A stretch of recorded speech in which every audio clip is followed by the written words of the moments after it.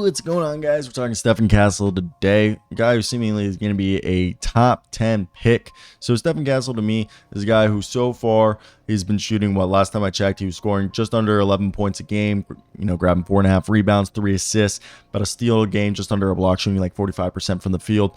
28.6% from 3, and he's a guy who's obviously that dream large body guard who's able to score, rebound, and has some ability to create for others, and can do the jack of all trades, master of none right now. And the big thing is being 6'6" with a 215-pound frame is just what people want in today's NBA. Having that size at 215 pounds and being literally with a 6'9" wingspan on that 6'6" frame is just what people want. Terrific rebounder and size. Could be a starting lead guard or a good point wing in the NBA.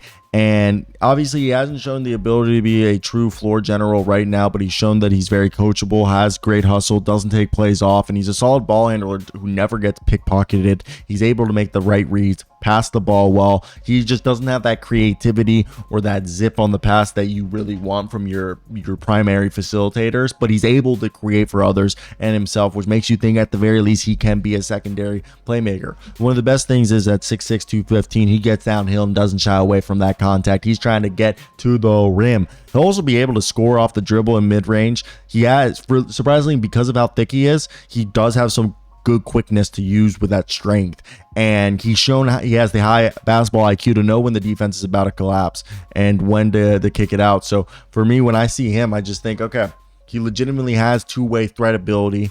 He's shown when he has a repeatable form. It's all about, I think, more consistent in getting into the gym, but that jumper is legit. He's got the upside to be, a swingman who's either going to be a point wing at 6'6", who's going to finish with either hand, make some plays for himself and others, being a guy who could easily, compete at a high level on defense, guarding the opposing team's best offensive player, and even being a good point of attack defender to being an off-ball helper in team rotation settings. So I think he's going to be a guy who really will get stuck guarding 1 through 3 in the NBA, and he doesn't have too much weaknesses besides not being an elite athlete, nor is he a true floor general or a natural scorer, but he has this all-around game where he has this high floor, maybe not as high as his ceiling, but if he can figure it out, he's a true, he's not a good shooter, a guy who can run hot and cold. He'll need to work on that part of his game, as he won't have the ability to be as hesitant as he is right now to shoot them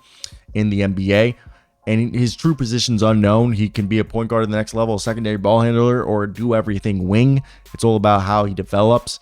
He can create, score, and seemingly seems to be a low maintenance player who has elite feel for the game. So I think if you had to bet on it, Stephon Castle will figure it out. Top 10 pick in my opinion in a very weak draft class.